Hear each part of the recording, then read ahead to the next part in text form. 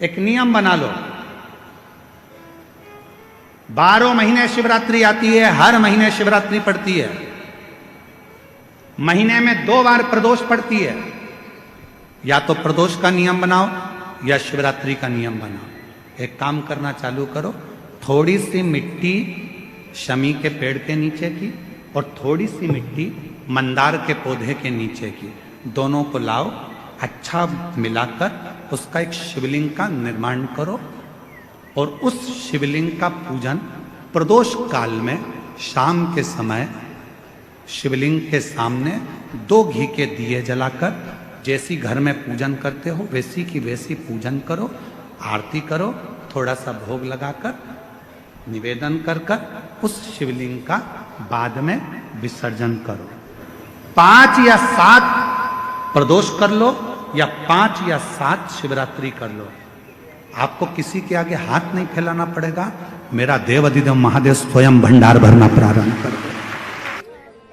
इसीलिए हमारा सनातन धर्म कहता है, गौ माता का दूध भले 1 चम्मच हो, शिव जी को चढ़ाकर अगर आचमन कर लिया तो वो ना जाने कितने दोषों को समाप्त कर देता है, ना जाने कितने दोषों को समाप्त कर देगा। गौ माता के दूध में वो तत्व होता है, गौ माता के दूध में वो सूर्य की किरण होती है, गौ माता के दूध में वो स्वर्ण होता है, गौ माता के दूध में वो एनर्जी होती है, गौ माता के दूध में वो औषधि होती है, गौ माता के दूध में वो पावर होता है कि माता के गर्भ में रहने वाला बच्चा, जब माँ गाय का दूध 1 चम्मच भी पीती है और गर्भ में बच्चा होता है तो वो बच्चा कभी विकलांग पैदा नहीं होता, वो चलता फिरता आनंद करने वाला होता है। भगवान शंकर का एक बड़ा सुंदर चरित्र, बड़ा सुंदर चरित्र शिव महापुराण में आता है। एक सुख नाम के राजा थे। बहुत सावधानी से सुनना, आज कथा का 6ठा दिन है, आज कथा की शिवरात्रि है। सावधानी से कथा का रसतत्व ग्रहण करिए। बहुत दूर दूर से आए हो, 200-500 रुपए खर्च कर आए हो, बहुत ध्यान लगाना। आज कथा के बाद में बाबा से विनती कर, झोली पसार कर कहकर जाना, मेरी झोली तू भरना, 3 महीने में मुझे जो मांगा है वो दे देना, फिर कथा के पंडाल में जाकर पत्र अवश्य लिख कर देना। महाराज, एक सुख नाम के राजा थे, पांड्य देश में रहते थे। बहुत अच्छा वैभव था उनका, बहुत धन था उनके पास, कोई संपदा की कमी नहीं थी उनके पास, बहुत वैभव। धर्मपत्नी भी बहुत अच्छी थी। नगर में अकाल पड़ गया। अकाल, वृक्ष फल नहीं देते, अन्न नहीं होता, पीने का पानी नहीं थे, हाथी थे, जितनी सेना थी, रथ थे, सब धीरे धीरे वो घोड़े हाथी बीमार होते चले गए, मरते चले गए। अकाल। सुख नाम के राजा के आसपास का जितना क्षेत्र था, सारे क्षेत्र में अकाल पड़ा हुआ था, बीमारी आ गई थी, जिस बीमारी ने चारों तरफ से लोगों को घेर लिया। बीमारी,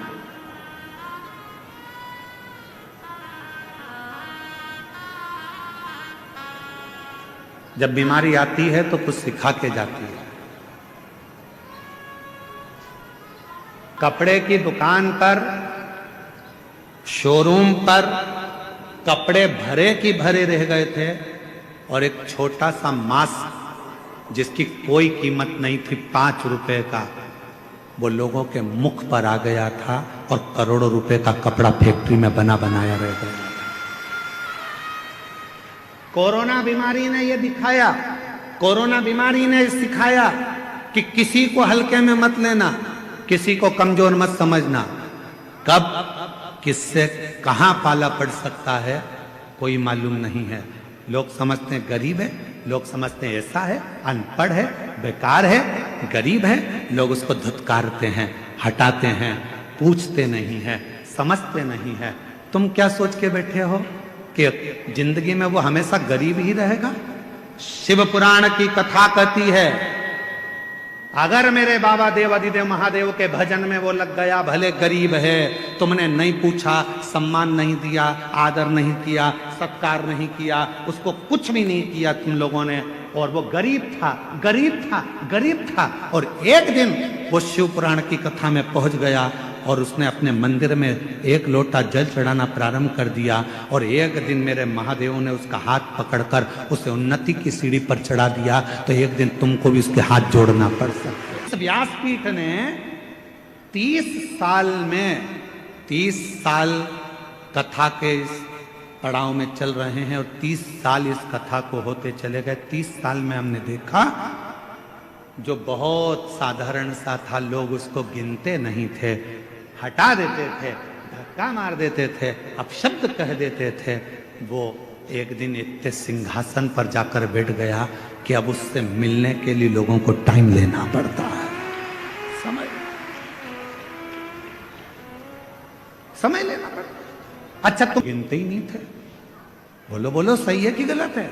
जिनको लोग गिनते ही नहीं थे, और आज की तारीख में वो विधायक बनकर बैठ गए, तो सर, मैडम, सर, अब गिनना पड़ रहा। किसी को कमजोर मत समझना, सारी समस्या का हल, और ये विश्वास के साथ। कल एक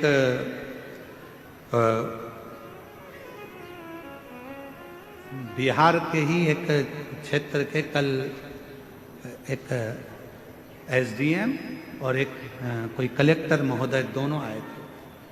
उन्होंने बाहर परिचय नहीं दिया, पर यहाँ आकर परिचय दिया कि मैं इस क्षेत्र का एसडीएम हूँ, और एक आए थे कहा मैं इस क्षेत्र का कलेक्टर। हमने कहा आप अंदर जाकर बैठे हुए थे, आप लोगों ने कुर्सियाँ नहीं ली? तो करते थे, हमारी माँ कहती थी, वो सियोर वाला बाबा कहता है कि मेहनत कम मत करना। अगर तूने मेहनत पूरी कर ली और एक लोटा जल तूने शिव के मंदिर में चढ़ा लिया, तो तू जो चाहता है वही होगा। गुरुदेव, आज मैं कलेक्टर बनकर, इस क्षेत्र का कलेक्टर बनकर बैठा, और एसडीएम कहता है कि मेरी पत्नी ने तो आस छोड़ दी थी कि मैं बहुत उच्च पद पर पहुंचूंगा, पर मेरी पत्नी शिव के मंदिर जाती थी, कथा में मन लगाती थी, आज मैं एसडीएम पद पर। छोटा ना समझो, छोटा नहीं।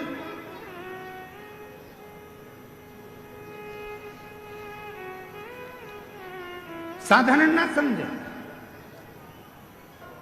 कोई बहुत दादा बनता है, पहलवान बनता है, बहुत सूरमा बनता है, एक दिन शरीर में ना जाने कौन सा रोग लग जाएगा, पलंग पर पड़ा रह जाएगा। इसलिए न तन का अहंकार करो, ना धन का अहंकार करो। यदि अहंकार करना ही है तो अपने देव अधिदेव महादेव की भक्ति का अहंकार करो, शुभ भक्ति का। बड़े बड़े सूरमा भी सैया पर लेट जाते हैं,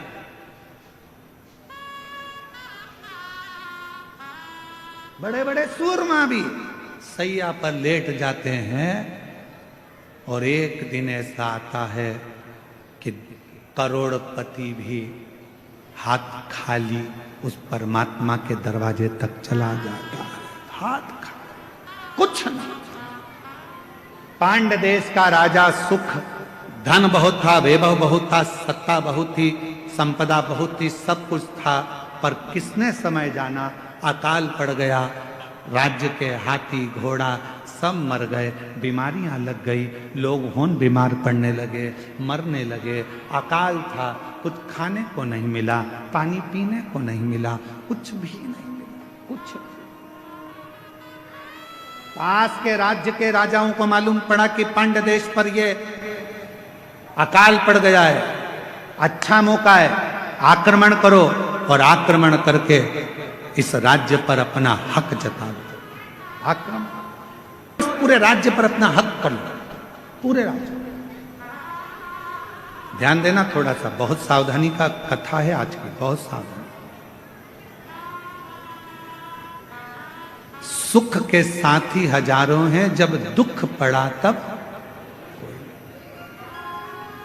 धन के साथी हजारों हैं, जब धन ही नहीं तो श्री राम के संग हजारों सखा वनवास हुआ तब, माता सीता के संग हजारों सखी हरण हुआ तब, बावारी दुनिया मतलब की दुनिया में किसी का, किसका कौन, किसी का कोई।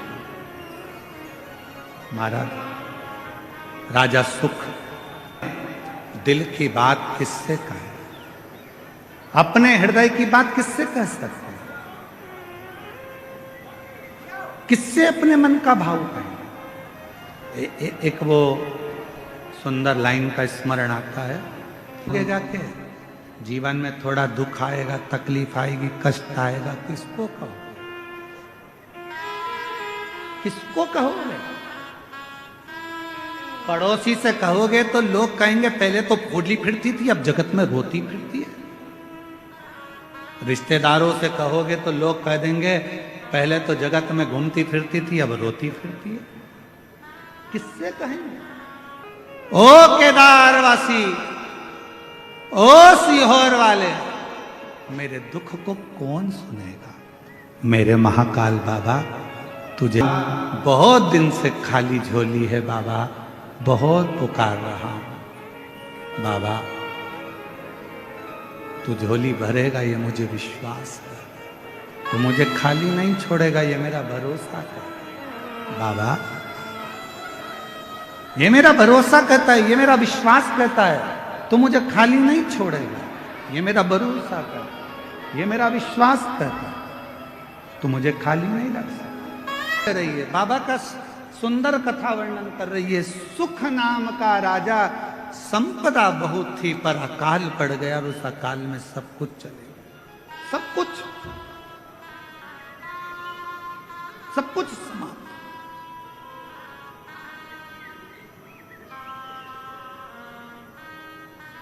अब राजा के ऊपर आसपास के राज्य के राजाओं ने आक्रमण कर दिया। राजा के ऊपर आसपास के राज्य के आक्रमण, और आक्रमण हुआ, पूरा वैभव राजा का चले गया। राजा अपनी पत्नी और बच्चों के साथ और थोड़ी सी सेना को लेकर, 20-25 सेना को लेकर राजा जंगल में चले गया। कहीं ये दूसरे राजा मुझे मार ना डाले, ये दूसरे राजा मुझे समाप्त ना कर दे। वन के अंदर गया राजा, देखा कुछ खाने पीने को मिलता नहीं, प्राप्त नहीं। बहुत रो रहा था। साथ के जितने सैनिक थे वो भी समझा रहे थे, महाराज क्यों रो रहे, क्यों, किस लिए रो रहे, तुम्हारी आंख में आंसू क्यों है।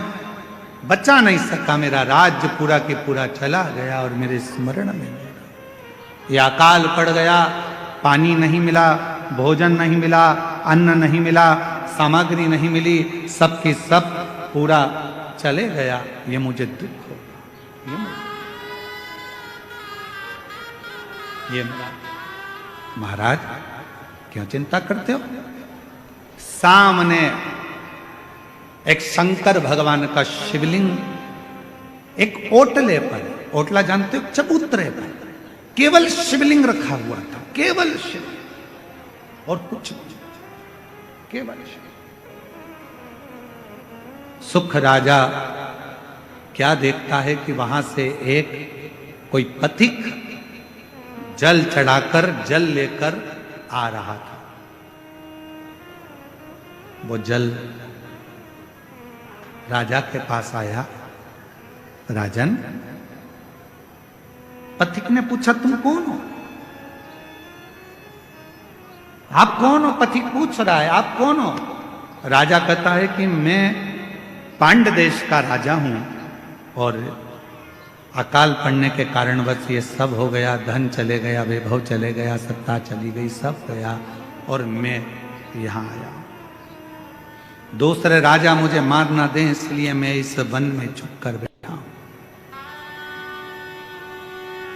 क्यों चिंता करते हो? लेव राजन, शिव का चढ़ा हुआ जल है, थोड़ा सा पी लो। राजा ने कहा, शिव का चढ़ा हुआ जल? हाँ। राजा ने हाथ रोका और पथिक से कहा कि मैं कभी किसी का बुरा नहीं किया, मैंने कभी किसी के लिए गलत नहीं किया, मैंने कभी किसी को अपशब्द नहीं किया, फिर मेरे साथ ऐसा कैसे हो गया? और आप कह रहे हो कि हुआ मैं जल पी लूं? राजा सुख कह रहे हैं कि मैं शंकर जी का चढ़ा हुआ, मैंने किसी को अपशब्द नहीं किया, मैंने ताने नहीं दिए, मैंने गाली नहीं दी, मैंने आड़ा टेढ़ा नहीं बोला, मैंने किसी का बुरा नहीं किया, मैंने किसी के लिए आड़ा टेढ़ा नहीं करा, फिर ये जल क्यों? मैंने तो बुरा नहीं किया, फिर मेरा बुरा कैसे हो गया? ये बुरा हुआ कैसे? पथिक ने कहा, महाराज ये आज का नहीं है, ये पूर्व का है। कोई पूर्व का जन्म अच्छा होगा, कोई पिछला जन्म हमारा अच्छा होगा, जो इस पवित्र धरा पर पवित्र कथा का रस तत्व हम ग्रहण करें। आप और हम सुन रहे। महाराज, राजा सुख, आपके पूर्व का जन्म का भान होगा। इस जन्म में तो तुमने कोई बुरा नहीं करा। कई लोग कहते हैं मेरे पास में इतना धन था, मेरे पास ऐसा वैभव था, मेरे पास इतना सामान था, मेरे पास इतनी सत्ता थी, चला गया। जैसे एक पत्र आया था बीच में, एक पत्र अपन ने पढ़ा था, यहीं कोई सा गांव का था, तो वहाँ उस पत्र में अपन ने पढ़ा था कि वो उसके शोरूम में आग लग गया, पूरा इलेक्ट्रॉनिक सामान 1 करोड़ रुपए का, 1.5 करोड़ रुपए का जल गया। जलने के बाद कोई व्यक्ति आया, वो 25 लाख लेकर चले गया। फिर उसके पति को लकवा लग गया, पैरालिसिस हो गया, वो ग्रसित होकर पड़ रहा। तो आज अब वो सोचे कि मैंने तो कभी बुरा नहीं किया, मैंने तो सब अच्छा किया, फिर मेरा पूर्व का कर्म हमारा कोई प्रायश्चित पुराना रहा हो। जल चढ़ाना मत छोड़ना, शिव को 1 लोटा जल चढ़ाना मत छोड़ना। कितना भी दुख आ जाए, कितनी भी तकलीफ आ जाए, कितना भी कष्ट आ जाए, कितनी भी परेशानी आ जाए, अगर तुम्हारी कितनी भी परेशानी हो, कितना भी कष्ट हो, कितनी भी बीमारी हो, कितना भी दुख हो, कितनी भी तकलीफ हो, तुमने अगर 1 लोटा जल चढ़ाना नहीं छोड़ा तो निश्चित है तुम्हारे पिछले जन्म का जो कर्म है वो धीरे धीरे कट जाएगा और तुम्हारी जिंदगी फिर अच्छी होगी। पिछले जन्म का अच्छा कर्म।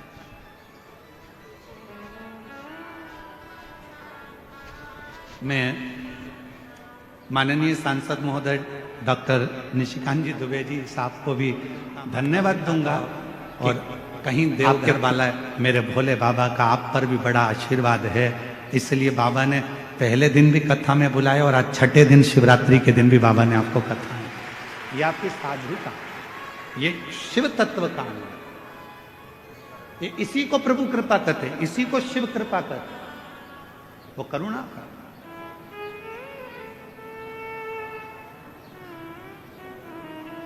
सुख तुम्हारे पूर्व जन्म का कोई भान होगा, पूर्व जन्म का, पूर्व से।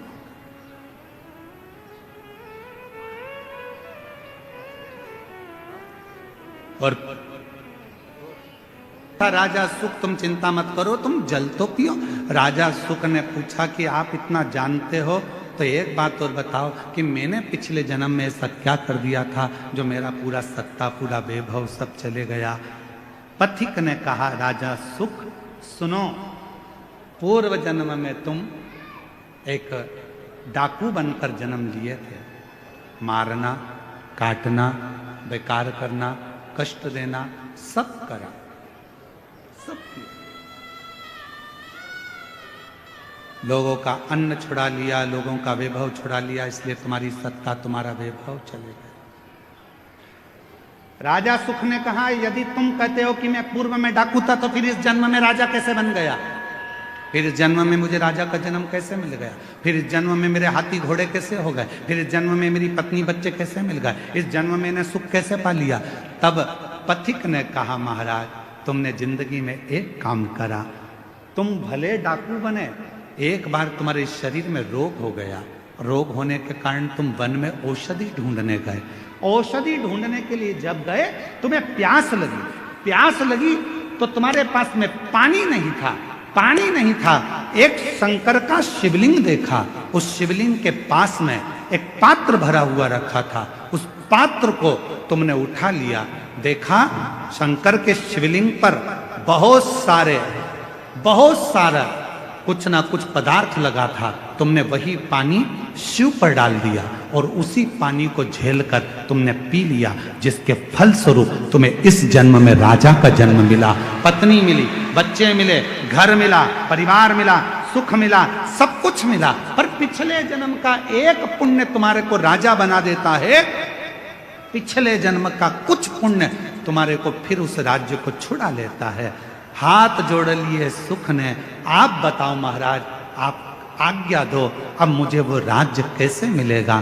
तब पथिक ने कहा, उस राज्य को पाने का सबसे सुंदर तरीका है, शंकर के शिवलिंग के पास जाओ और शिव को फिर एक लोटा जल चढ़ाना प्रारंभ करो, वो सुख वापिस। हमसे लोग पूछते हैं एक लोटे जल में क्या है, एक लोटे जल में ऐसा क्या है, एक लोटे जल में इतना वैभव कैसे है, एक लोटे जल में इतना सुख कैसे है, एक लोटा जल सारी समस्या का हल कैसे हो सकता है, एक लोटा जल श्री शिवाय नमस्तुभ्यम सारे दुखों को कैसे हर सकता है। आखिर इस मंत्र में, आखिर इस जल में ऐसा होता क्या है। हम कहते हैं हमसे मत पूछो, तुम्हारी जिंदगी में तकलीफ आए तो चढ़ा के देखो, प्रैक्टिकल करके देखो कि तुम्हें उसमें फायदा मिल रहा है कि नहीं मिल रहा है। मेरे बाबा तुम्हारा हाथ पकड़ रहे हैं कि नहीं पकड़ रहे हैं, वो चाहे, वो कृपा करे, वो करुणा करे।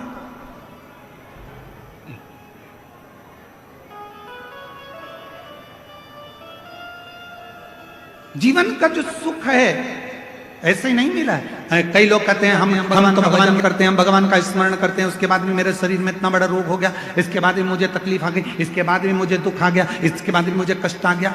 रोना नहीं, दुख मत होना, एक लोटा जल चढ़ाते रहना। हमारे पूर्व का कोई कर्म होगा उसको काटना है हमें, हो सकता है और तकलीफ आए उसको हमें काटना, उसे कष्ट को हमें मिटाना, शिव का नाम लेकर भगवान का भजन करना। भजन के बल पर ही जीता जा सकता है महाराज। यदि आप लोगों में से कोई काशी गया होगा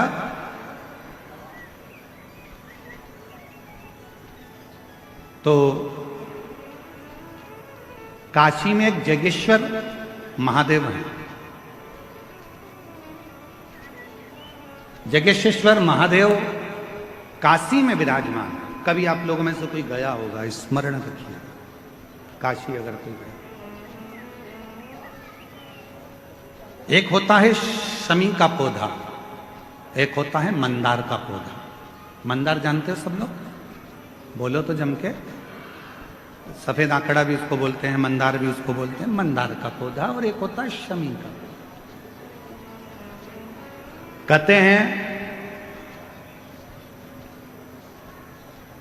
जिस व्यक्ति की जिंदगी में केवल घाटा ही घाटा लिखा हो, दुख ही दुख लिखा हो और कई साल हो गए हों किराए के मकान में रहते हुए या तकलीफ को भोगते भोगते, परिवार में कहीं सुख है ने पड़ी, मांगू घड़ी रे घड़ी दुख काटो, दया करी ने दर्शन आपो, दया करी ने दर्शन। दो पौधे को याद रखना, और दोनों पौधे की कथा हमने पूर्व में सुना चुके हैं, मंदार और शमी।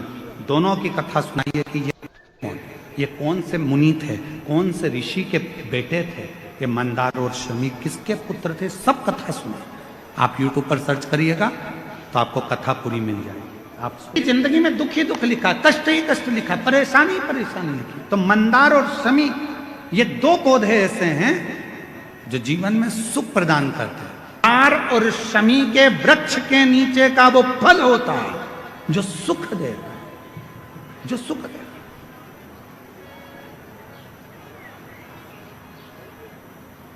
जो हमें आनंद प्रदान करता है। मंदार मतलब आप लोग जानते हो, वो सफेद आंकड़े की जो जड़ होती है, आंकड़ा होता है, उसके छोटे छोटे फूल होते हैं मंदार के, भगवान शंकर को चढ़ते हैं। और शमी की पत्ती तो आप लोग जानते ही हो, शमी का पत्र, इसके पौधे के नीचे और उसके पौधे, इसका वृक्ष और उसके वृक्ष के नीचे की थोड़ी थोड़ी मिट्टी प्रदोष काल में या तो प्रदोष हो या शिवरात्रि हो, दोनों को मिलाकर उसका शिवलिंग बनाकर उसकी आराधना, उसकी अभी हम कथा में एक बड़ा सुंदर व्याख्यान बताएंगे। जब घर में एक बीमार होता है, दूसरा ठीक होता है, दूसरा बीमार होता है, तीसरा ठीक होता है, उसका भी स्मरण इसमें मंदार और शमी के पौधे के नीचे की मिट्टी का वर्णन।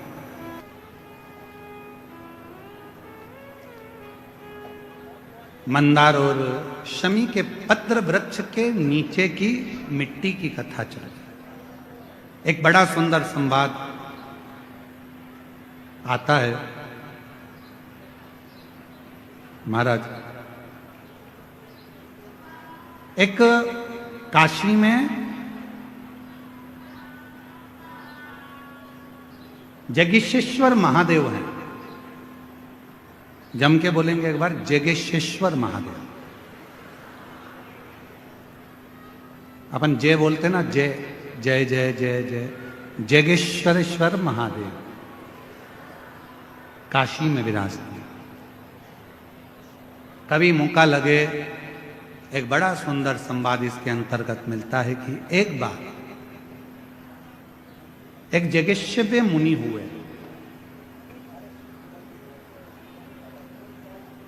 शिव के बड़े उपासक,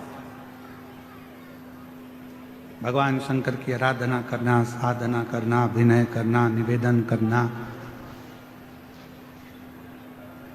365 दिन में 365 तरह से भगवान शंकर की भक्ति करते हैं। जरा ध्यान देना इस कथा पर, थोड़ा आपका स्मरण होना चाहिए। कई लोग कहते हैं कि हमने शिवपुराण में ऐसा पढ़ा, कोई कहता है हमने शिवपुराण में ये नहीं पढ़ा, हमने शिवपुराण में ये नहीं पढ़ा कि बेलपत्र में शहद लगाना, हमने शिवपुराण में ये नहीं पढ़ा कि चढ़ा हुआ जल पीना, हमने शिवपुराण में ये नहीं पढ़ा कि ऐसा मत करना। याद रखना,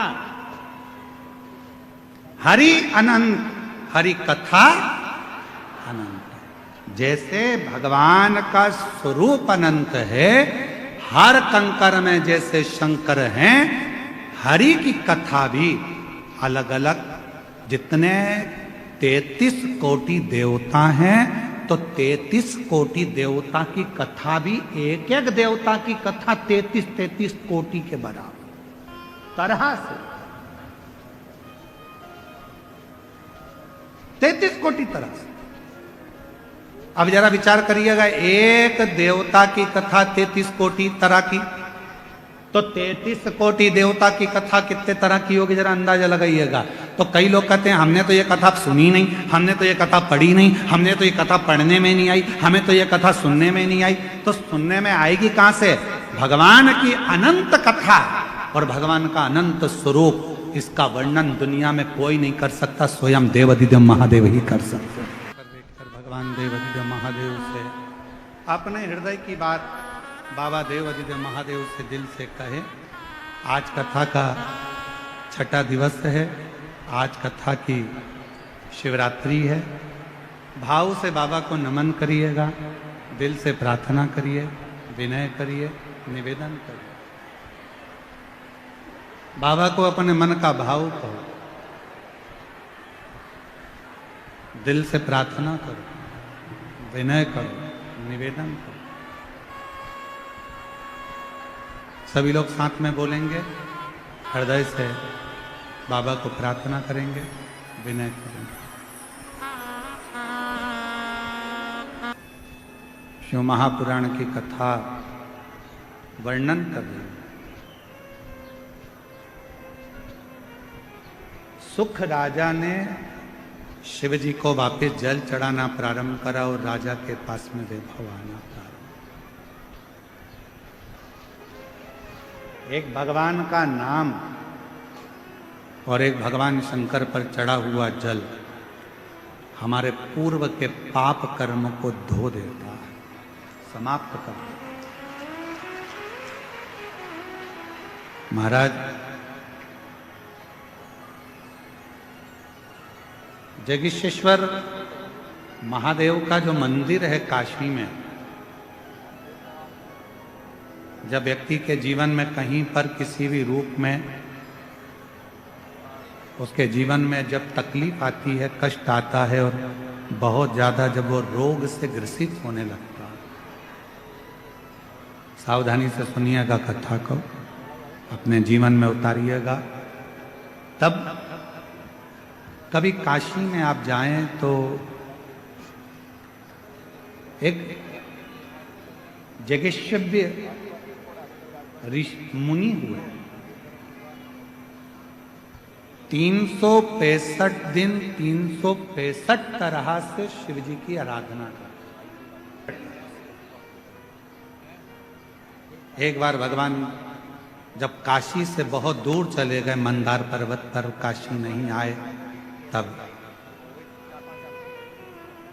जगेश्वव्य मुनि ने भगवान को ढूंढने के लिए साधना करना प्रारंभ कर। ना भोजन करते, ना पानी पीते, ना कुछ ग्रहण करते, कुछ भी ग्रहण नहीं करते। शिव महापुराण की कथा स्कंद पुराण का काशी खंड कहता है। स्कंद पुराण के काशी खंड में वर्णन आता है कि भगवान देवादिदेव महादेव महाकाल राजा, मेरे शंभु, मेरे त्रिकालदर्शी, मेरे कैलाशी अविनाशी, जब मंदार पर्वत पे से, कैलाश पर्वत पे से जब भगवान शंकर पहली बार काशी में जब प्रवेश करे थे, तब जगेश्वव्य मुनि के पास भगवान शिव मिलने के लिए। क्यों? कारण क्या हुआ ऐसा कि भगवान शंकर सबसे पहले काशी में आकर जगेश्वव्य मुनि के पास पहुंचे? उसका कारण क्या? उसका एक कारण था कि मुनि 365 तरह की पूजा, 365 तरह का तप, साधना, योग मुनि करते। जिस दिन मुनि एक तरह की पूजन को भूल जाते थे, मान लो मुनि ने एक तरह का कोई पूजन किया, एक तरह का कोई अनुष्ठान किया और वो भूल जाते थे, तब भगवान शिव उस पूजन को स्वीकार करने के लिए, भगवान शिव ओगड़दानी तरकार शिव उसको पूजन को स्वीकार करें। हम आप लोगों से एक निवेदन करें, आपके जीवन में यदि आपको ऐसा लगता है कि हमारे बहुत तप करने पर, भजन करने पर, व्रत करने पर, साधना करने पर, उपास करने पर भी हमें कहीं ना कहीं तकलीफ का सामना करना पड़ रहा है, तो निवेदन है, एक चावल का दाना शिव को चढ़ाने का या एक पुष्प की पंखड़ी, और बन सके आपकी जिंदगी में अगर आप बना सकते हो और कर सकते हो, तो मालूम पड़े अगर एक चावल का दाना नहीं चढ़ा सकते, जल नहीं चढ़ा सकते, तो एक शमी का पत्र भी अगर आप शिव को समर्पित कर रहे हो तो शिव उसको स्वीकार करो। बाबा देवादिदेव महादेव की पवित्र कथा कर रही। एक जेगी शिव मुनि हुए,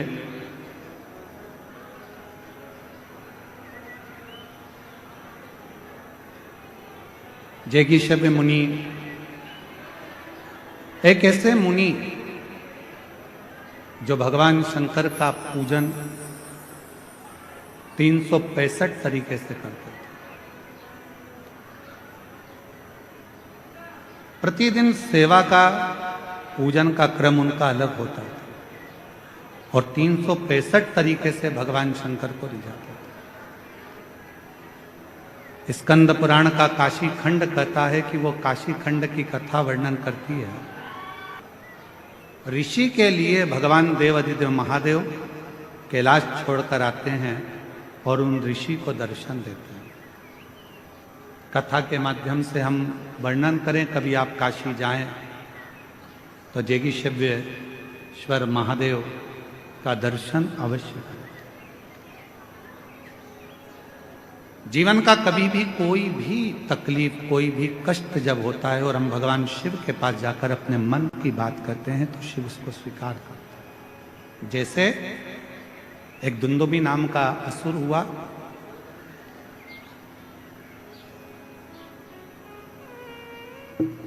पूरे नगर में जितने भी कोई भगवान का यज्ञ करने वाला हो, अनुष्ठान करने वाला हो, भजन करने वाला हो, कीर्तन करने वाला हो, मंत्र जाप करने वाला हो, उसको पकड़कर समाप्त कर देता। ब्राह्मण का बालक था, शिव का परम उपासक था। उसको भय था कि दुंदुबी नाम का असुर सबको मार देता है, मेरे पिता को मार दिया, मेरी माता को मार दिया, मेरे परिवार को पूरा नष्ट कर दिया, तो मुझे लगता है कि वो मुझे भी मार देगा। एक बार भूलवश बेलपत्र के पेड़ के नीचे वो बैठकर भगवान शंकर की एक पार्थिव लिंग का पूजन कर रहा था, पार्थिव लिंग का अनुष्ठान कर रहा था।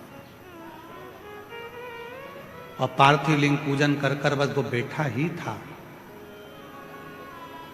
इतने में वो दुंदुबी नाम का असुर एक सिंह के रूप में आ गया, शेर के रूप में। असुर आया इस बालक को खाने के लिए, मारने के लिए।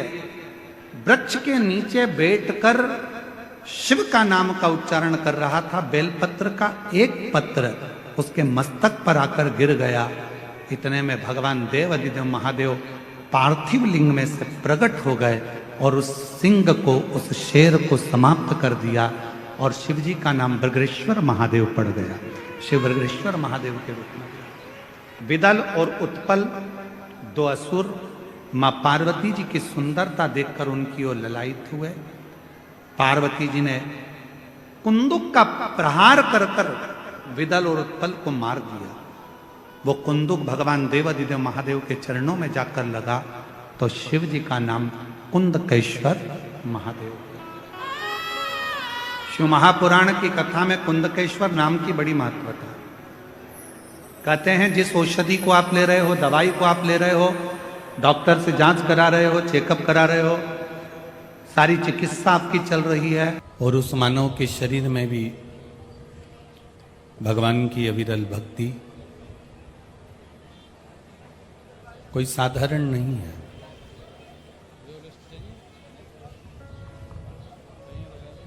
कितने कितने जन्म हमारे निकलते चले जाते हैं,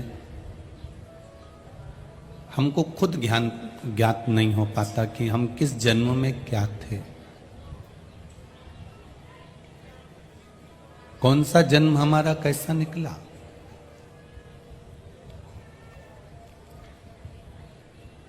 अपने ना जाने कितने जन्म, अपने ना जाने कितने स्वरूप, अपने ना जाने कितने क्रम हमारे निकल गए हैं, और हम उन जन्मों में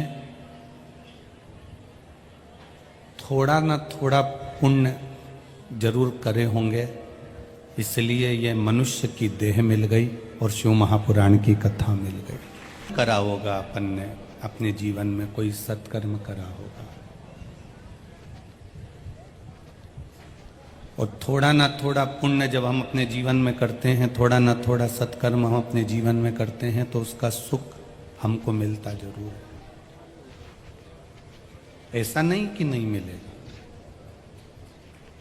जो हमने अपनी जिंदगी में पुण्य करा है, जो हमने अपने जीवन में सत्कर्म करा है, उसके पुण्य का फल हमें मिलेगा जरूर। आप जो पूर्व में कर कर आए हो, तो अकोला में आए हो, शेगांव पास में गजानन महाराज की शरणागति में रह रहे हो और उनका आशीर्वाद पाकर अपनी जिंदगी जी रहे हो।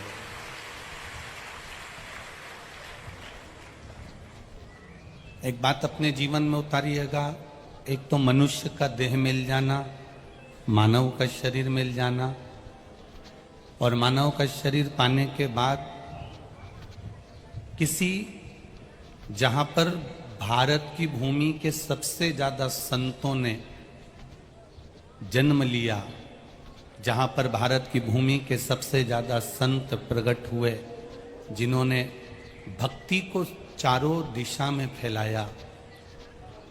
रहते हो जहां साधु रहते हो, जहां कोई सदगुरु कोई संत प्रकट हुआ हो, उस भूमि के करीब में रह लेना, ये आपकी किस्मत ही है, ये आपका भाग्य ही है। जब किसी अच्छी जगह पर जाओ ना, तो बड़े खुश होकर जाना कि हम अच्छी जगह पर जा रहे हैं, हमारा भाग्य प्रकट हुआ है, हमारा भाग्य प्रबल हुआ, इसलिए हम अच्छी जगह पर पहुंचे हैं। जब हम किसी श्रेष्ठ जगह पर जाएं, तो हमारे भाग्य की हमको सराहना होना चाहिए। अपने भाग्य को आप सराहिएगा कि हम कुछ अच्छी जगह पर पहुंचे हैं। श्री शब्द का नाद नहीं किया था केवल क्योंकि श्री स्वामी समर्थ शिव जी के ही एक अंश माने गए हैं, दत्त के ही एक अंश माने गए हैं, इसलिए उन्होंने 8 वर्ष तक, जन्म के 8 वर्ष तक केवल एक अक्षर बोला था और वो ओम था। ओम के सिवाय उन्होंने 8 साल तक कुछ बोला ही नहीं, कुछ नहीं बोले। केवल एक अक्षर का नाद किया है, केवल एक अक्षर का उच्चारण किया, केवल एक अक्षर को उन्होंने पूछा, ओम अक्षर, ओम शब्द का नाद किया। ओम शब्द के सिवा उन्होंने कोई नाद नहीं किया।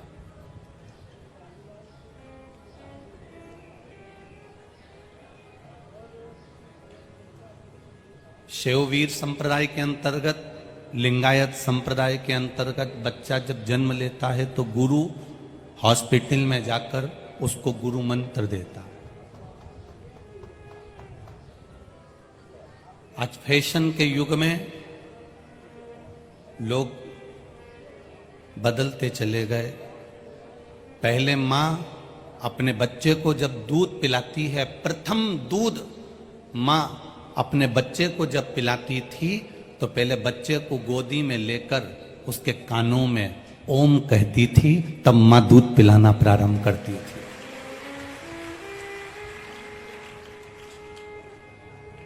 अब वो प्रथा कहां चली गई? हॉस्पिटल में जन्म लेने वाले बच्चों के जो डॉक्टर होते हैं, जो सिस्टर होती हैं, जो नर्स होती हैं, उनसे भी हम अपने जीवन में एक ही निवेदन करना चाहेंगे।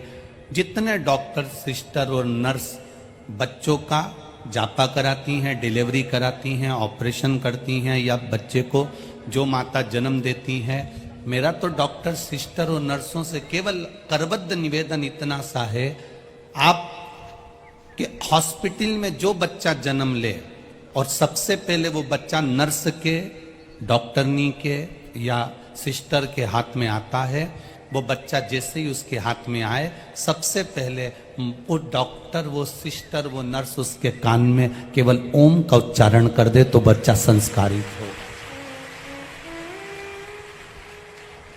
हमारे भारत की सभ्यता को, संस्कृति को हमें फिर बचाना। आज पूरा भारत बनावट, सजावट और दिखावट में पड़ा हुआ है, चीजों में उलझा हुआ है। एक तो बनावट में उलझा हुआ है, सजावट में उलझा हुआ है और दिखावट में उलझा हुआ है। जिससे बात करो वो बनावटी बात करता है, दिखता कुछ है, होता कुछ है। नजर भी ऐसे आते हैं कि बहुत अच्छे होंगे, बाद में भीतर से मालूम पड़ता है कि क्रम कैसा है। आज पूरी दुनिया बनावट में जी रही है, सजावट में जी रही है और दिखावट में जी रही है।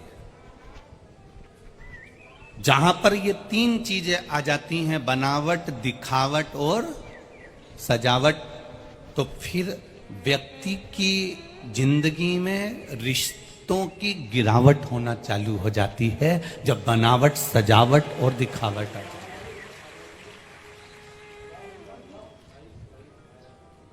हम जैसे हैं वैसे क्यों नहीं रहते?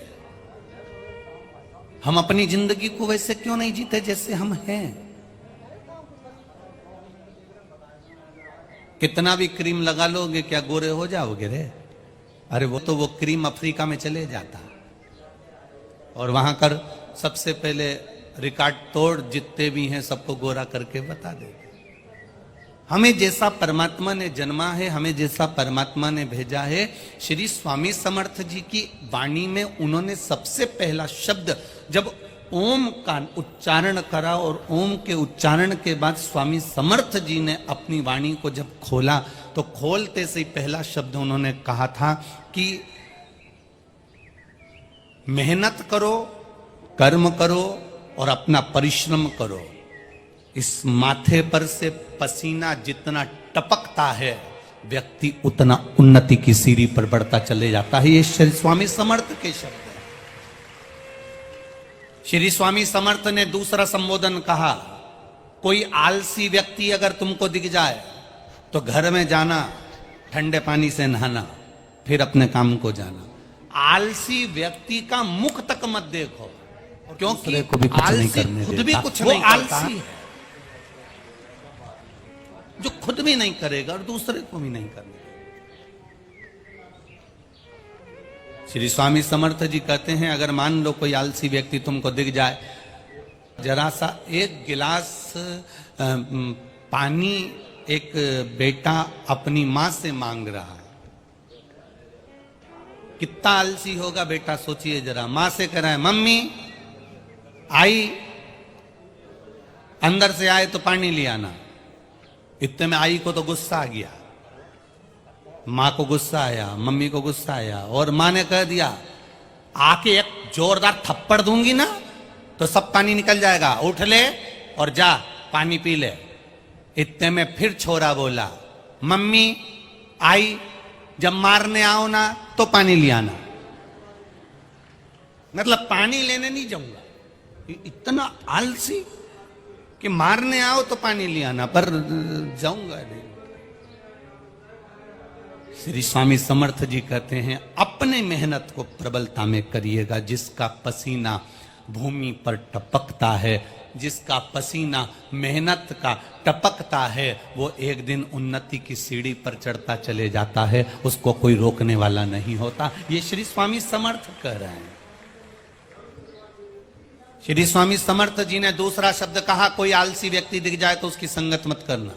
कोई आलसी व्यक्ति दिख जाए तो घर पर जाना, ठंडे पानी से नहाना, फिर अपने काम को जाना। आलसी का मुंह भी देख लो ना तो मालूम पड़े वो खुद आलसी फैलाता फैलाता, अरे करेंगे, आराम से कर लेंगे, अभी तो समय बचा है, देखा जाएगा देखा जाएगा देखा जाएगा, करेंगे आराम से करेंगे। शादी ब्याहों में, कोई बड़े आयोजन में यही होता है, बस कर लेंगे, अभी तो 4 दिन बचे हैं, अभी कर लेंगे, 5 दिन बचे हैं, अभी तो कर लेंगे, 3 दिन बचे हैं, और मालूम पड़े दरवाजे पर बारात आ गई, दरवाजे पर दूल्हा आ गया। उसके बाद में लोग कर रहे हैं, साहब हलवाई कहाँ है, हलवाई कहाँ, भोजन क्या बनाया, मीठा क्या बनाया, तो हलवाई ढूंढते फिर रहा है, काम करते फिर रहा है, कहीं ये ढूंढते फिर रहा है, कहीं वो ढूंढते फिर रहा है। यहाँ श्री स्वामी समर्थ जी कहते हैं, जिस काम की लगन होती है, जिस कार्य को आपको करना है, अगर कोई शादी का कार्य है, मंडप का कार्य है, ब्याह का कार्य है, जन्म का कार्य है, शादी की सालगिरह का कार्य है, आपके यहाँ जो बड़ा आयोजन कर रहे हो उससे 10 दिन पहले आप पूरी तैयारी, धीरे धीरे हो जाएगा, सब हो जाएगा, कर लेंगे। ये आलसी तत्व की निशानी है। श्री स्वामी समर्थ कहते हैं ये आलसीता नहीं होना चाहिए। आलसी का मुख भी मत देखो, मेहनत प्रबल करिए महाराज। बनावट की दुनिया है, बहुत बनावटी जीवन दुनिया के लोग जी रहे हैं, बहुत बनावटी। छत्तीसगढ़ की पावन धरा भिलाई से कहा था, लाखों रुपए के महंगे कपड़े पहनने से किसी के विचार नहीं बदल जाते। महंगे कपड़े पहनने से किसी के विचार बदलते तो शोरूम में जो पुतले 5-5 हजार की शर्ट पहनकर खड़े रहते हैं, सबसे पहले वो पुतलों का व्यवहार बदल जाता। अगर कोई कपड़ों से पहचाना जाए कि अच्छे कपड़े पहन लेंगे तो अच्छे विचार हो जाएंगे। यहां तो रामचरितमानस में कह दिया, ऊंच निवास नीच करतूती, देख न सकही पराई भभूति। यहां तो रामचरितमानस कहती है, कई कई ऊंचे अवधे पर भी बैठ जाते हैं, बहुत ऊंचे पद पर भी बैठ जाते हैं, बहुत प्रतिष्ठावान भी हो जाते हैं, महंगे कपड़े भी पहन लेते हैं, महंगी गाड़ी में भी घूम लेते हैं, और मालूम पड़े अंदर से विचार शुद्ध ना हो पाए तो वो जीवन किस काम का है? उस जीवन की सलाह खा किस काम? पिला भी दो तो उसका क्या लाभ है महाराज? क्या काम का वो वैभव? माता पिता जिंदा हैं, माता पिता जिंदा है। अब ये देखिए बनावटी जीवन कैसा होता है। जैसे ही चार लोग मिलने के लिए आए और हमने बनावटी जीवन जीना चालू कर दिया। हमारी मम्मी बहुत अच्छी हैं, बहुत जोरदार हैं, हमारे पिताजी जोरदार हैं, हम तो इनकी इतनी सेवा करते हैं, इनकी तबीयत खराब हो गई तुरंत हॉस्पिटल लेकर चले गए। हमने बनावटी जीवन जिया। और जब बनावटी जीवन में हम कुछ बनावट कर कर दिखाते हैं तो वो कार्य हमारा बिगड़ जाता है। बनावट से दूर रहना। बहुत बनावटी जीवन है महाराज। पहले लोग कचौड़ी समोसा खा लेते, पिज्जा खाया, हॉस्पिटल में गया, हॉस्पिटल में भर्ती हुआ, रिश्तेदार आए तो फल की जम के बोलो जरा टोकनी लाए, उसके रिश्तेदार फल लाए तो उन्होंने छील छील के उसको फल खिलाया। जो रिश्तेदार फल लाए थे वही हॉस्पिटल के बाहर बैठे बैठे इंतजार करते थक गए तो कचौड़ी और समोसा खा गए। अब वो हॉस्पिटल में जमा होंगे और ये फल किए तो क्यों हम बनावटी जीवन को जिए? एक काम क्यों नहीं करते जिस भोजन को कर कर हमारे बुद्धि निर्मल हो जाए, जिस भोजन को कर कर हमारा भाव निर्मल हो जाए, जिस भोजन को कर कर हमारी बुद्धि शुद्ध हो जाए, उस भोजन को क्यों नहीं करते? हमारे यहाँ शिव महापुराण की कथा कहती है, कभी मौका मिल जाए किसी संत के दरवाजे पर पहुंचो, शेगांव में पहुंचो, स्वामी समर्थ जी के यहाँ अक्कलकोट में पहुंचो, पैठन में एकनाथ जी के यहाँ पहुंचो, कभी पंढरपुर पहुंचो, कभी किसी संत के दरवाजे पर पहुंचो, रामकृष्ण परमहंस जी के यहाँ, मीराबाई के यहाँ, कर्माबाई के यहाँ, ध्रुव प्रहलाद के यहाँ, जगन्नाथपुरी में पहुंचो, द्वारकापुरी में पहुंचो, बद्रीनाथ जी में पहुंचो, रामेश्वरम में पहुंचो, सीहोर के कुबेरेश्वर धाम पहुंचो, चाहे उज्जैन के महाकाल पहुंचो, चाहे काशी के विश्वनाथ पहुंचो, तुम जहां जहां पर जाओगे, जिस तीर्थ में जाओगे, जिस संतों की धरा पर जाओगे, मेरा एक निवेदन स्वीकार कर कर जाना। जब तुम तीर्थ जाओ, गुरु के दरवाजे जाओ, संत के दरवाजे जाओ, तो होटल का भोजन मत कर कर उस गुरु के दरवाजे में भले जरा सी खिचड़ी मिल जाए उसको खा लेना। वो ना जाने कितने रोगों को समाप्त कर देगा, जाने कितने रोगों को ठीक कर देगा। द्वारकापुरी में जाओ तो द्वारकाधीश के दरवाजे का भोजन ग्रहण कर लेना, ना जाने कितने रोगों को ठीक कर देगा। हमारे विचार, हमारी बुद्धि, हमारी शुद्धता लेकर आती है। जैसा खाया अन्न, जम के बोलो, पिया पानी वैसा हो गया, और जैसा पिया दूध वैसा बन गया बुद्ध। दूध से हमारी बुद्धि बनती है। गाय का दूध पीते थे तो गाय जैसे एकदम चटपट होते थे। गाय का बछड़ा कैसा होता है? गाय का बछड़ा, गाय ने जन्म दिया और बछड़ा उठ के खड़ा हो जाता है। गाय का बछड़ा बहुत देर तक जमीन पे नहीं पड़ा रहता, जन्म लेते से ही गाय का बछड़ा उठकर खड़ा हो जाता है। और भैंस का,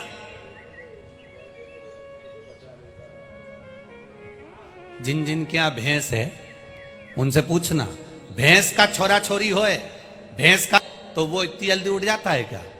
उसको उठने में पूरा दिन लग जाता है, तब जाकर भैंस का बच्चा उठ पाता है। शिव पुराण कहती है, जिसने गर्भ अवस्था में बच्चा है और गाय का दूध थोड़ा सा भी शंकर भगवान को समर्पित कर कर पिया है, उसका बच्चा तुरंत चलने के लिए जागरूक हो जाता है। और जिसने गर्भ अवस्था में बच्चा है और भैंस का खूब दूध पिया तो उसकी औलाद उठती नहीं, पक्की आलसी। इसलिए हमारे यहां कहावत है, भैंस के आगे, अरे वाह बहुत जोरदार, क्या कहावत है? भैंस के आगे बीन बजाना। अब तुम भैंस के आगे कितनी भी बीन बजा लो तो वो सुनेगी क्या? हारन दिए जाओ, सुनेगी क्या? भैंस के आगे कितनी भी बीन बजाओ वो सुनती नहीं है। उसी तरह तो जब हमारे घर के बच्चे जन्म लेते हैं और जन्म लेने के बाद उनसे कहो ले पढ़ाई कर ले पढ़ ले चल चल, ले मैं तुझे ये कर दूं, ले मैं तुझे कपड़ा पहना दूं, ले मैं ऐसा कर दूं, ले मैं वैसा कर दूं, पर तुम भैंस आगे दूध पिया है तो औलाद में थोड़े से भैंस के लक्षण आ गए, इसलिए वो लक्षण आए तो इसलिए वो औलाद भी ऐसी कैसी भैंस जैसी पड़ी रहे। मोबाइल चला ना, हॉस्पिटल में बच्चे जन्म ले रहे हैं, जन्म लिए बच्चे को हार्ट में छेद हो जाता है। पहले कभी सुना तुम लोगों ने ऐसे बीमारियां? अरे बोलो जम के। आज हर 10 लोगों को छोड़कर कैंसर हो जाता है। पहले तो कैंसर किसी एक को होता था, 2-4 गांव में तो लोगों को टेंशन होता था, कैंसर जैसी बीमारी हो गई, कैंसर जैसा रोग हो गया। आज हर 8 घर छोड़कर, 4 घर छोड़कर, 6 घर छोड़कर, 8 रिश्तेदार छोड़कर किसी ना किसी को कैंसर की बीमारी हो रही है। छोटे छोटे से बच्चों को शुगर हो रही है, छोटे छोटे से बच्चे को बीपी हो रहा है। क्यों हो रहा है? ये माता का खान पीन। जब बच्चा गर्भ में रहे, मेरा माताओं से निवेदन है, तुम्हारी सास अगर तुम्हें टोकेगी ना तो तुम्हें बुरा लगेगा, पर सीहोर वाला महाराज तुम्हारी सास है ना, तुम्हारा ससुर है।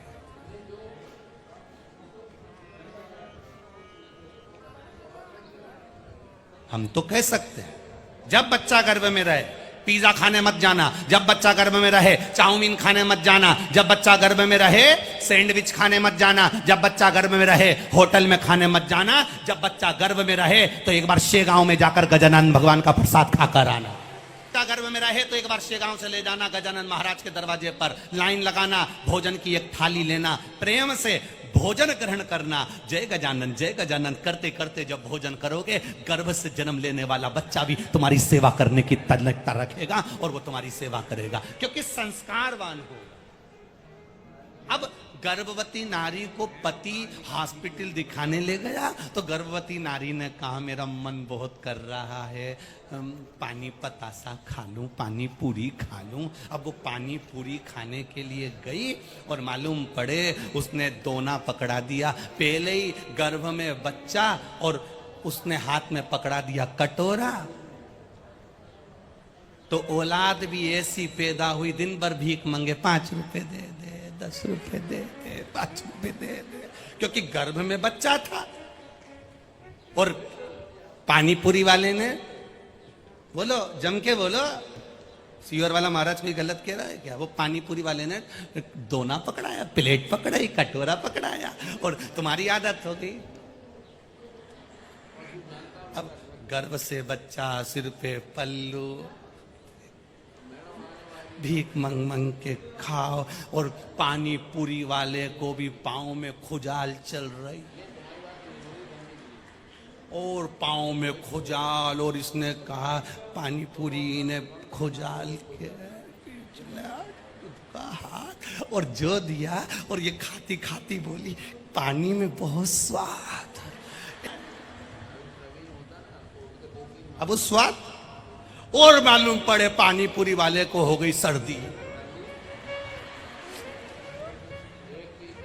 अब फिर आन दो पानी में स्वाद, फिर आया पानी, कई स्वाद आ रहा जोरदार। अब इनके क्या मालूम कि इसमें एक्स्ट्रा आइटम डला है, अब इनके क्या मालूम कि इसमें कुछ आइटम अलग से डल गया तो स्वाद पाए।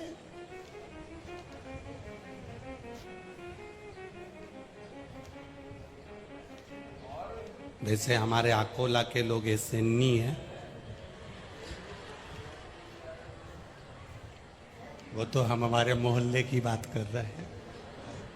और निवेदन है गर्भस्थ बच्चा रहे, हमारा संस्कार हमारे बच्चों को हम दें, सब कुछ देना बच्चों को, खूब अच्छी शिक्षा देना बच्चों को, खूब अच्छी पढ़ाई कराना बच्चों को, पर साथ में उनको अच्छा संस्कार देना, अच्छा संस्कार। नवयुवक मेरी माताएं बैठी हुई हैं, नवयुवक बंधु बैठे हुए हैं, बेटियां बैठी हुई हैं, परिवार के लोग बैठे हुए हैं।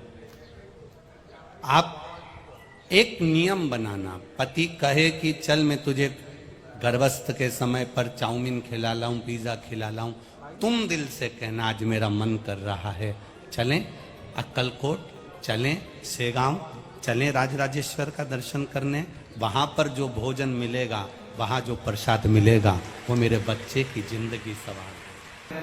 और दवाई यदि शरीर में नहीं लगती है, औषधि अगर शरीर में नहीं लगती है, डॉक्टर का चेकअप कराते रहो, दवाई लेते रहो, साथ में कुंदकेश्वर महादेव का नाम लेकर जो औषधि दी गई है, दवाई दी गई है, उसको कुंदकेश्वर महादेव का नाम लेकर यदि आप खाते हो तो निश्चित है वो दवाई असर करना प्रारंभ कर देती है, वो औषधि असर करना प्रारंभ करती है। विदल और उत्पल का संहार कर कर जो चरण में जाकर कुंदुक गिरा तो शिव जी का नाम कुंदकेश्वर हो। आगे वर्णन आया है, मां जगत जननी जगदम्बा अम्बा ने भगवान के विवाह के लिए प्रस्ताव रखा है।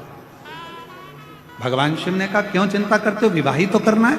मैं देव ऋषि नारद को आज्ञा दे देता हूं, नारद जी लड़की ढूंढ लेंगे और बच्चों का विवाह हो जाएगा। पार्वती जी मुस्कुरा कर बोली जिसकी खुद शादी नहीं हुई वो कहां लड़की ढूंढने जाएगा। पर फिर भी कहा, देव ऋषि नारद जी को भेजा, प्रजापति विश्वरूप जी की बेटी रिद्धि और सिद्धि के साथ भगवान श्री गणेश जी महाराज का मंगल विवाह हो रहा है। जोरदार ताली बजाएं भगवान श्री गणेश जी महाराज के लिए। जो नारी शिव महापुराण की कथा को श्रवण करती है, जो स्त्री जो पुरुष भगवान शंकर की पवित्र कथा को श्रवण करते हैं, जिस कामना से सुनेंगे, शिव कहते हैं कली काल में मैं उनकी वो कामना पूर्ण जरूर करूंगा, निश्चित। भगवान शंकर कहते हैं तुमरुका जी, जब घोर कलयुग चल रहा होगा, उस घोर कलयुग में संसार के मनुष्य को शिव महापुराण की कथा तरण और तारण होगी। जिस भाव से सुनेंगे, धन संपदा वैभव संतान सुख नौकरी व्यापार व्यवसाय सब में सुख देने वाली होगी, आरोग्यता प्रदान करने वाली होगी। जो शिव महापुराण के पंडाल में जाकर बैठकर कथा का तत्व ग्रहण करेगा, भूमि को नमन करेगा, जिस कामना से आएगा, शिव कहते हैं उसके दरवाजे पर पहुंचकर मैं उसकी कामना पूर्ण कर दूंगा। ये शिव महापुराण की चंचुला खंड सौभाग्य धारण कर पति लोक को चली गई। भगवान शिव जी ने अपने मस्तक के बेलपत्र उठाकर शिव पोथी को समर्पित करा। शिव महापुराण की पोथी भगवान देवदिव्य महादेव ने मस्तक ली। तुमरुका जी की यह पवित्र कथा चंचुला देवी के माध्यम से, ईश्वर गौरा जी के माध्यम से श्रवण करी। यह पवित्र कथा साहू जी परिवार, साहू परिवार धनोरा गांव छत्तीसगढ़ से आकर उन्होंने ये कथा कर तत्व श्रवण करवाया। ऑनलाइन आप लोगों ने अपने घरों में रहकर ये कथा को श्रवण करा। मैं बहुत बहुत साधुवाद देता हूँ सभी को जिन्होंने इस पवित्र कथा का यजमान पद ग्रहण करा, जो कथा श्रवण करे। बाबा देवादिदेव महादेव आप सबकी झोलियां खुशियों से भर दे, सबके दुख समाप्त कर दे, शिव की करुणा आप सब पर। यह पवित्र कथा विराम ले रही है। थोड़ी देर बाद कथा की जब आरती होगी, आरती के बाद आप सब अपनी अपनी जगह पर बैठे रहना। बाबा के अंकुट का दर्शन इसी जगह से आपको होगा। एलईडीओं पर भी आप लोगों को दर्शन होता रहेगा। जो लोग आए हैं बाबा से विनय कर कर जाना। भगवान शिव की ये पवित्र कथा ऑनलाइन जो भी भक्त श्रवण करे हैं सबको साधुवाद करता। ज्योतिष आचार्य तो सिद्ध है, पर आज के जमाने में कुंडलियां सिद्ध नहीं। कारण पहले बच्चा जन्म लेता था, नॉर्मल डिलीवरी होती थी, नॉर्मल बच्चा जन्म लेता था तो कुंडली उस हिसाब से बनती थी। आजकल डॉक्टर कह देते हैं कि आप तारीख चुन लीजिए, कौन सी तारीख को ऑपरेशन करना है। हम बच्चे को उस समय पर उस तारीख में उतनी बजे, जितनी बजे बोलोगे उतनी बजे हम ऑपरेशन कर देंगे। बोलो सही है कि गलत? उतनी बजे। अब आपने तारीख निकलवा ली, आपने समय निकलवा लिया, आपने पल निकलवा लिया। डॉक्टर साहब, मैडम इतनी बजे आप ऑपरेशन कर देना, इस तारीख को ऑपरेशन कर देना। तो अब कुंडली काम करेगी क्या?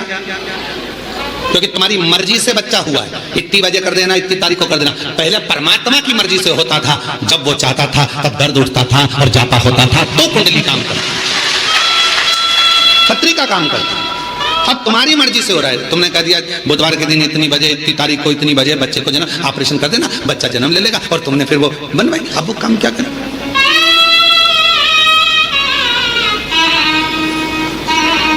मृत्यु कौन सी श्रेष्ठ है? अब आप बताना, मौत कौन सी श्रेष्ठ है?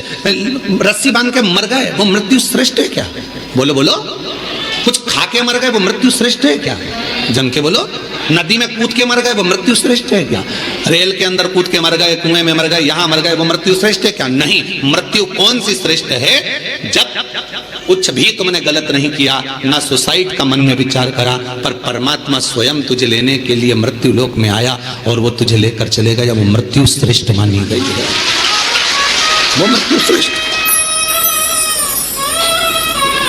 अब तुम अपनी मर्जी से मर रहे हो, ट्रेन में बिना टिकट के चढ़ रहे हो, सीधी बात है ना, समझो उसको। तुम अपनी मर्जी से मर रहे हो, ट्रेन में बिना टिकट के चढ़ रहे हो और अंदर जाकर टीटी से लड़ रहे हो कि नहीं हम तो यहीं बैठेंगे। टीसी क्या करेगा? धक्के मार देगा, चलो बाथरूम के उधर जाओ, शौचालय के उधर जाओ, और शौचालय में फिर वहां जाके बैठ गए, बदबू अलग आ रही, तकलीफ अलग, इधर से मूंगफली वाला, इधर से सामान वाला, धक्का मुक्की, कोई पानी ढोल गया और तुम्हारा पूरी दरी गीली कर गया और तुम बार बार मुंह पे कपड़ा बांध कर बैठी हो। कितना कितना भोगना पड़ रहा है। क्यों? क्योंकि बिना टिकट के गई हो। जब तक वो तुम्हारा टिकट ना काटे तब तक मरने का प्लान। कितना धक्का खाना पड़ता है, कितनी गाली खाना पड़ती है, कोई पानी ढोल जाता, कोई कुछ कर जाता, कहीं का बीड़ी वाला बीड़ी का धुना कर रहा है, कोई सिगरेट वाला, कहीं तंबाकू वाला, कहीं ये वाला, कहीं वो वाला। उसी तरह अगर बिना टिकट के चले गए, परमात्मा लेने नहीं आया और तुमने सोच लिया मैं तो मर जाऊं और तुमने सुसाइड कर ली, याद रख लेना, ट्रेन का सफर कर कर देख लेना, बिना टिकट के कितने धक्के खाना पड़ते हैं। उसी तरह बिना बुलाए अगर तुम चले गए, सारे नरकों में धक्के खाओगे, इधर से पूछा, उधर से पूछा, ऊपर जाके कहोगे अब दोबारा से सुसाइड नहीं करूंगा, अगला जन्म तो फिर कभी नहीं मरूंगा, कभी।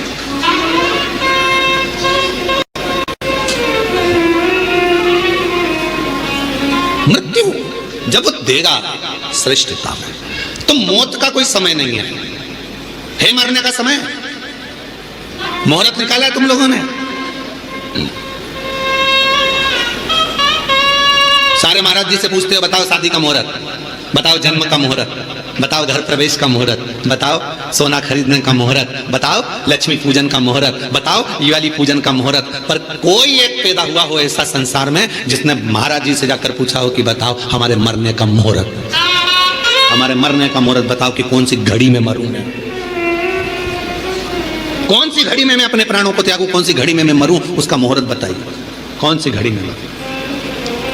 घड़ी नहीं देखी जाएगी, वो तो तुम्हारा पुण्य और पाप देखा जाएगा, उसके अनुसार तुम्हारा प्राण छूट जाएगा। 21,600 श्वास जो तुम्हारे शरीर से रोज निकल रही है, कौन सी श्वास आखिरी होगी किसी को नहीं मालूम। इसलिए जैसे मरने का समय नहीं मालूम, मरने का मुहूर्त नहीं मालूम, मरने का दिन नहीं मालूम, मरने की तिथि नहीं मालूम, कब जाना पड़ जाए, उसी तरह शंकर भगवान के पूजन की कोई तिथि, कोई बार, कोई समय मत देखो, कोई समय मत देखो। शिव को जब भजोगे तब शिव तुम्हारे पास में होगा, शंकर तुम्हारे नजदीक में होगा। शिव को तुम जब भजना, जब तुम्हारा मन, जब तुम्हारा दिल कर जाए तब शिव को भजो।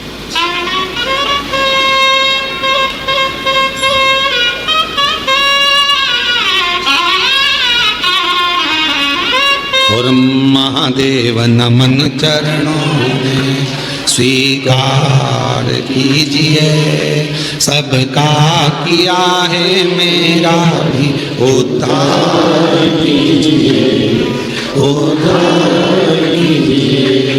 है त्रिपुंडधारी, है त्रिशूलधारी, है त्रिपुंडधारी, है त्रिशूलधारी।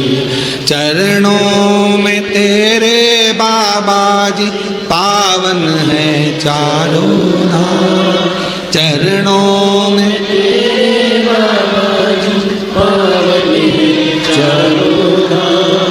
तेरी देव कर दे वंदना, पूजे हैं सीताराम, हो जाए पूरी कामना, हो जाए पूरी कामना। उपकार कीजिए, सबका किया है मेरा भी उद्धार कीजिए, उद्धार कीजिए। है त्रिपुंडधारी, है त्रिशूलधारी, है त्रिपुंडधारी, है त्रिशूलधारी। आपकी आपकी कृपा हो, हे त्रिपुंडधारी, ये आपकी दया आपकी करुणा हो, इससे ज्यादा कुछ नहीं। कोई समय शिव को पुकारने का नहीं है कि इस समय पर भगवान को पुकारोगे तो जल्दी आएगा। शिव को जब तुम्हारा मन कर जाए, जब तुम्हारा दिल कर जाए, जब तुम्हारा हृदय कर जाए, तब शंकर को पुकार लो, उसको बुला लो। तुम्हारा जब मन करे, तुम्हारा जब दिल कर जाए, तब शिव को। एक कथा आती है बड़ी सुंदर।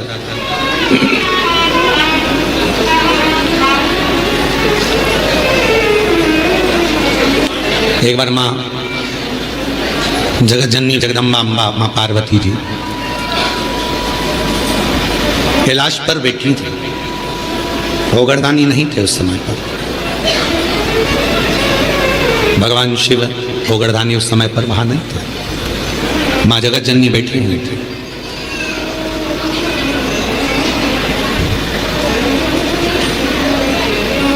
एक बूढ़ा ब्राह्मण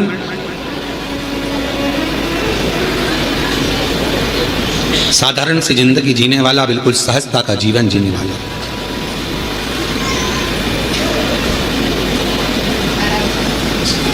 अपने काम में चलते जा रहा। रोज उसका नियम था भगवान की भक्ति करना, स्मरण करना, जप करना, पाठ करना।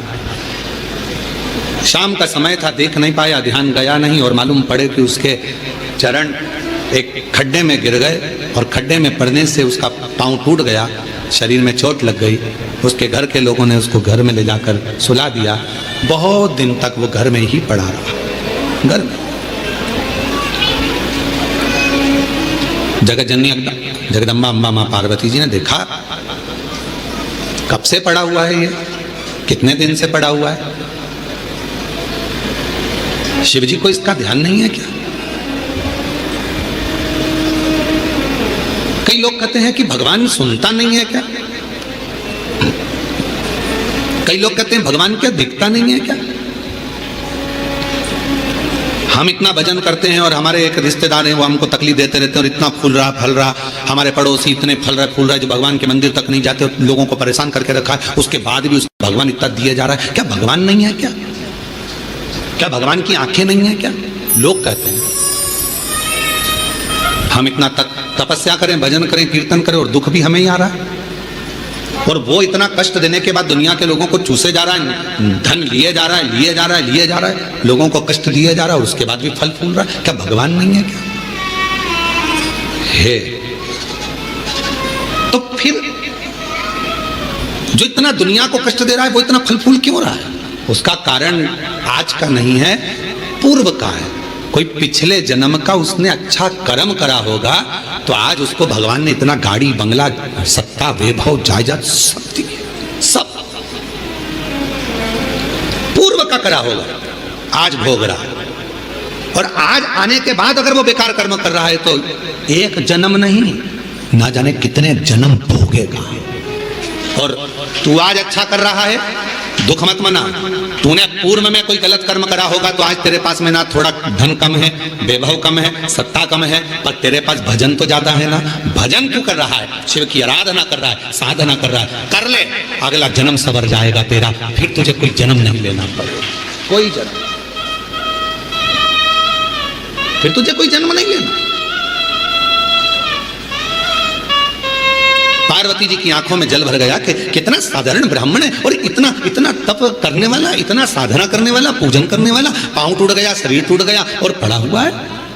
शिव जी का ध्यान नहीं है क्या? थोड़ी देर बाद भगवान शंकर आ गए, पार्वती जी उनसे रूठ कर बैठ गई। क्यों? क्योंकि भक्तों की दशा नहीं देखी गई, भक्तों की दशा नहीं देखी गई, माता से रूठ कर बैठ गए। शिव जी ने पार्वती जी से कहा, क्या बात है जगत जननी, तुम आज रूठी हुई सी दिखती हो? प्रभु आप इतने बड़े दयालु है, भगवान ने आपको 3 नेत्र दिए हैं, उसके बाद एक ब्राह्मण भक्त की दशा नहीं देखी जा रही तुमसे? जो रोज मंदिर जाता था, रोज भजन करता था, उसके पांव में चोट लग गई, कमर टूट गई, पांव टूट गया, वो पड़ा हुआ है पलंग पर, उसकी दशा नहीं देखी जा रही तुमसे? उसके पांव सही नहीं कर सकते, उसकी कमर सही नहीं कर सकते?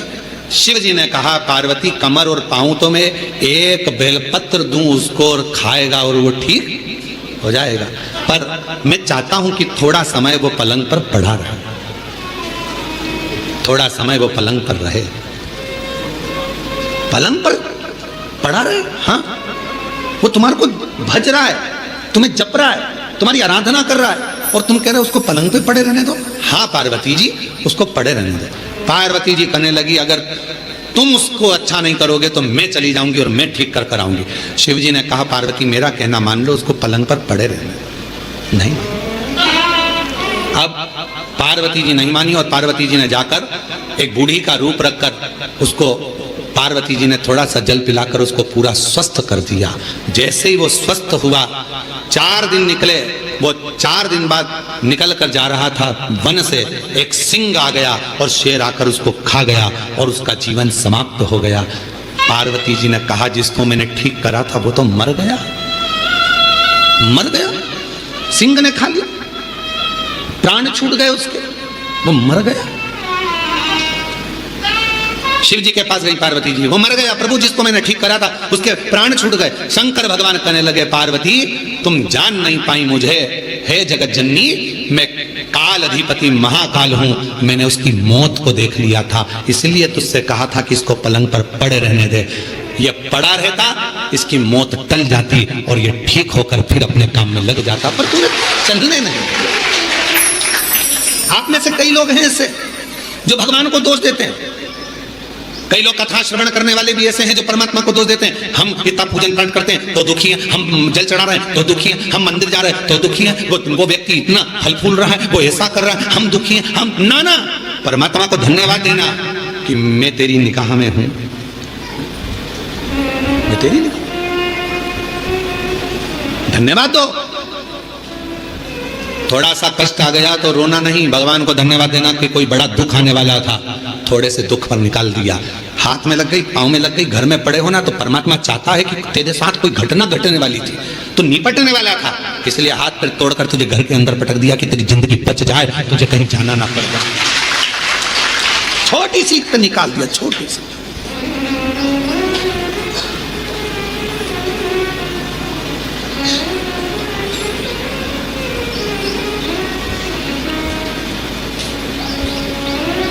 पहचान हो जाती है ना शिव जी से, तो वो बड़े दुख को छोटे पर लाकर छोड़ देता है। दुख तो आएगा क्योंकि हमारे पूर्व का कर्म हमें भोगना है, पर बड़े दुख को छोटे पर लाकर छोड़ देता है। पहचान है तो तुम्हारे गांव में ठीक है, हॉस्पिटल में डॉक्टर साहब हैं, नर्स मैडम ठीक है, डॉक्टर से पहचान है, नर्स से पहचान है, नहीं है तो कर लो। डॉक्टर से पहचान होगी तो ज्यादा दवाई नहीं लिखेगा, नर्स से पहचान होगी, इंजेक्शन भी लगाएगी तो धीरे से लगाएगी, पहचान वाली है, नहीं तो टोच देगी। बोलो सही है कि गलत है? हॉस्पिटल में जाते हैं, बच्चा को रोना आता है, मैं इंजेक्शन नहीं लगवाऊंगा, मैं इंजेक्शन नहीं लगवाऊंगा, मैं सुई नहीं लगवाऊंगा। पापा कहते हैं अपनी पहचान वाली है, आंटी है पहचान वाली है तो चिंता मत कर, बिल्कुल दर्द नहीं होगा। और उसने तुरंत थोड़ा सा मला लगाया रुई का पुआ और धीरे से बात करते करते इंजेक्शन लगा दिया, रुई मल कर कह दिया, बता तुझे दर्द हुआ? नहीं। क्यों? तेरे पापा से हमारी पहचान है बेटा, पहचान काम आती है इसलिए दर्द नहीं होने दिया। परमात्मा की पहचान कब काम आती है? जब दुख आता है, परमात्मा थोड़े में निकाल देता है, तब काम आता है। शिव जी पे चढ़ा 1 लोटा जल कब काम आएगा? जब दुख आया और तुम्हारा दुख धीरे से निकल गया, तब भगवान कहेगा देख ले मैंने बहुत आराम से इंजेक्शन लगवा दिया, शांति से काम निकलवा दिया, दुख निकल गया, दुख तकलीफ निकल गई, कष्ट निकल गया, थोड़े से थोड़े से। और कोई पिछले जन्म के अच्छे कर्म मुझे बाबा तेरा, कोई पिछले जन्म के अच्छे कर्म मुझे बाबा तेरा, जहाँ सारी दुनिया झुकती है, जहाँ सारी दुनिया झुकती मुझे वो आली दरबार मिला, दरबार मिला। कोई पिछले जन्म के अच्छे कर्म मुझे बाबा तेरा मिला। कोई पिछले जन्म के अच्छे कर्म मुझे बाबा तेरा साथ मिला। ये कोई पूर्व का हमारा अच्छा भाव होगा, शिव जी से हमारी पहचान होगी। जो बड़ा दुख आने वाला था वो थोड़े पर निकल गया। डॉक्टर से पहचान होगी तो दवा कम लिखेगा, और अगर पहचान नहीं होगी तो पूरी थैली भरकर लिख देगा। इसलिए परमात्मा से पहचान कर लो तो दुख थोड़ा कम लिखेगा, सुख ज्यादा लिख देगा। उससे पहचान कर पहचान